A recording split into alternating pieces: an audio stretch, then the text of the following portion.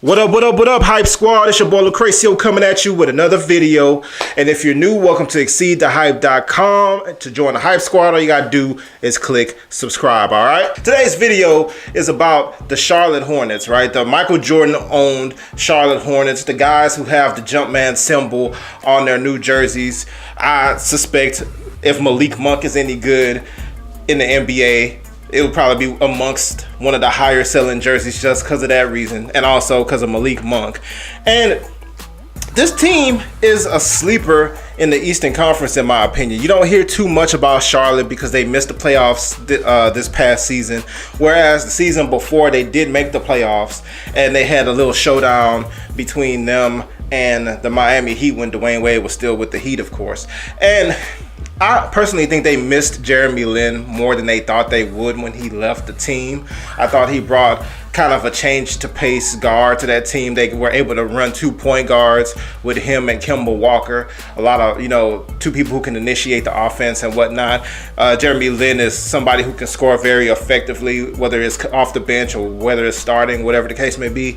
So they ended up taking a step back this past season. They didn't make the playoffs. They just didn't have a very good season. But in my opinion, they made some off-season moves. They made some low-key signs that nobody's really paying too much attention. And they had a good draft. And for those 3 reasons, I personally believe they're going to be, I don't want to say a sleeper because I don't think they have a chance to actually win the Eastern Conference next year. But I think they will be a lot better than a lot of people are really giving them credit for. Let's start it off with Malik Monk, man. This guy was my favorite player in college basketball last year. Was with the Kentucky Wildcats, was an explosive scorer. And the thing that made Malik Monk special that I think a lot of people sleep on is his effectiveness both off ball, moving off ball or whatever through screens or whatever to try to get open. And then he can switch it up on you. The off ball movement is one thing.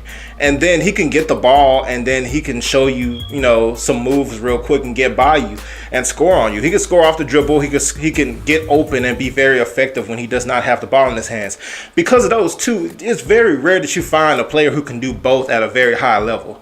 Now, people say, okay, well, his handles aren't point guard handles. Like, I don't believe he can play point guard in the NBA, but his handles are advanced for a shooting guard. I think he's good enough handling the ball, creating off the dribble to be an explosive scorer like that off the dribble. But the other thing is that he has that other piece to his game, which most players, if you can create very good off with the ball, a lot of players aren't that good because these guys have been playing basketball and have been elite basketball players their whole lives. So if you're good at one, you usually don't have to do the other. Right? So, or if you're good at the other, then you usually don't have a ball in your hands. It's because you're used to playing without the ball. He can do both, and I think that's gonna make him very, very effective in the NBA. Let's talk about their other rookie, Dwayne Bacon, the guy from Florida State U. He kind of got overshadowed a little bit by Jonathan Isaac because even though he was the best player at FSU, everybody came to see Jonathan Isaac because he was the blue chip star athlete or whatever. The long guy who they thought was going to be like another Anthony Davis or something like that. So people kind of slept on Dwayne Bacon this last year. Also, Dwayne Bacon wasn't a super freshman. He was a blue chipper the year before. FSU did not perform how they expected his first year there, so he stayed for the second year, which was wise on his part. He still ended up being a second round draft pick, but he's somebody who can score. He can get buckets, right? And that's something that comes at a premium in the NBA. Like, when you find somebody who can play the game, who can get you buckets, it's still priceless. I don't care what you say. Dwayne Bacon still can do that, and he can still play defense, and he's still like 6'5", and he still has pretty long arms, and he's still a pretty good athlete. Dwayne Bacon's going to have a good career, in my opinion. You have Nicholas Batum's 3, who can play elite level defense if needed, who can also handle the ball and also be another playmaker, secondary type playmaker. So he's definitely going to be a useful player. When he was with Portland, I thought his career kind of took a downward turn a little bit when he left Portland, because when he was with Portland, he was in that role. He was playing with Damian Lillard, and it was very good. As soon as he left Portland, he kind of dropped from relevancy a little bit. So I'm looking to see him kind of return to relevance because I like his skill set. The defense, the playmaking, the shooting. I like what he brings to the table. we have a Michael Carter-Williams signing. So this was a very, very under the radar signing this season, Michael Carter-Williams to the Hornets. I still think Michael Carter-Williams has what it takes to be a good point guard in the NBA. Now, he can't shoot. So when I say good, maybe I'm putting a little bit too much on it because he can't shoot. He's not incredibly explosive and not incredibly athletic or whatever. But he is 6'7", and if you're into big point guards, he can give you, you know, he's a good enough playmaker and things of that nature. He has the point guard skills. It's just the things that make point guards elite. Can you shoot from three? You know, do you have an explosive first step? Can you get to the basket easily? Can defenders stay in front of you? Michael Carter-Williams don't have that stuff that makes you an elite type point guard, but he has the point guard skill. He has the brain for it. So I think probably as a backup point guard, I think he'll be a useful pickup for them. Dwight Howard was their big free agent this year, and honestly, Dwight Howard is not completely washed all the way up like most people think. Some people think, okay, Dwight Howard is completely done. I don't think he's done. He can still do the DeAndre Jordan. He can still get you some rebounds, about 11 rebounds or whatever. He can still get you somewhere around 2 blocks, hopefully. And just as long as he's not disillusioned and thinking the ball's gonna come to me and I'm gonna, you know, post up, which he could never do it in anyway. Like, unless it was a dunk or something, all he really had in a post in his bag was like that little running hook shot nonsense that he used to do that I hated. So he can still be effective. From what you need in today's NBA from the center position, I think Dwight Howard can still be effective, could still be amongst the best centers in the NBA, just because we don't require a whole lot from centers in the NBA anymore. So that's Dwight Howard. Frank Kaminsky, Frank the Tank, one of my favorite players back when he played at Wisconsin. He's settled into a nice role with this team. He gets consistent minutes off the bench. He even started some games. I like what he brings to the table. I think he may have started more than just a few games. He may have been their starter last year. But I like he can stretch the floor. I like what he brings to the table. He can stretch the floor. He can get rebounds. You see when you watch him play that he just doesn't have that NBA type athleticism, but he still found a way to be a very useful player in the NBA. And I'm very happy. I really did like Frank Kaminsky his whole college career. Michael Kidd-Gilchrist, he's somebody they're gonna have to figure out. He's not one of my favorite players. I do like the fact that he can defend at an elite level. I don't like the fact that he can't shoot. And I do like the fact that he's a good athlete or whatever. If he could shoot, he would remind me of Michael Finley. And I really liked Michael Finley. He was one of my favorite players or whatever back in the day.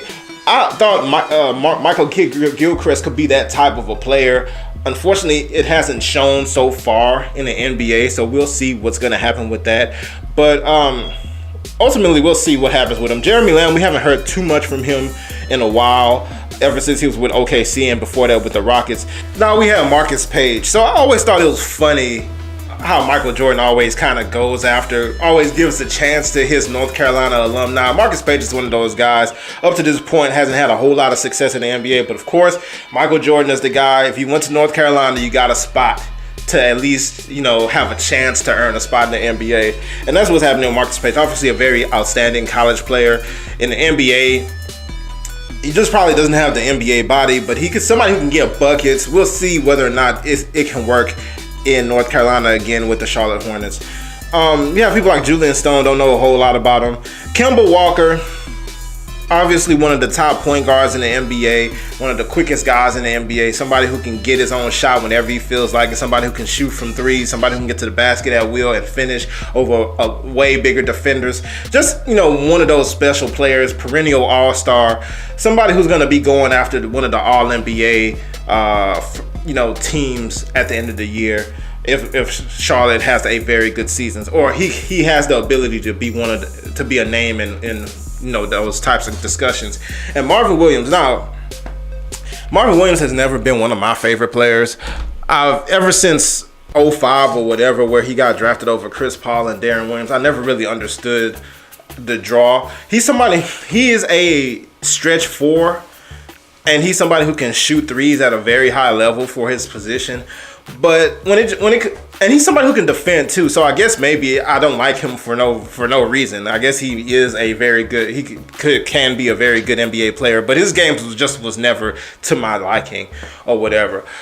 But anyway, with that roster I just described, you can see that they have a whole lot of talent. Absent from this roster is like some of the guys that they were messing with last year.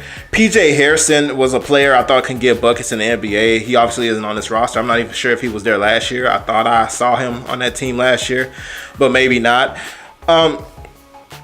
Basically, this is a team that I really feel like will be battling. Probably not the top 4, but some could be battling for the 5th seed in the Eastern Conference next year, and could be a tough out. I still don't think they have what it takes to necessarily beat the top teams in the Eastern Conference when it comes to the Clevelands, when it comes to Washington, when it comes to Boston, when it comes to the Bucks and Giannis, and when it comes to the Raptors. But after those guys, maybe this Charlotte team might be the next one in line to try to battle to see if they can knock off the King. But ultimately, we'll see. But I like the collection of talent. I think they have guys who could work well together, who can play well, and who could all follow behind Kemba Walker's lead. And that's a big step towards getting towards NBA relevancy or whatever. Anyway, that's the breakdown and the preview for 2017-2018 for the Charlotte Hornets. I hope you enjoyed it. And if you enjoyed it, go ahead and give it a thumbs up. And if you want to join the Hype Squad, go ahead and subscribe. All right, we're getting deeper. All right, see you next time.